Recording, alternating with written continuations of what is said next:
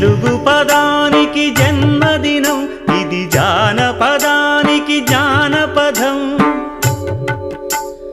ఏడు స్వరాలే ఏడు కొండలై కలసిన కలియుగ విష్ణు పదం. అన్నమయ్య జననం, ఇది అన్నమయ్య జననం, ఇది అన్నమయ్య జననం.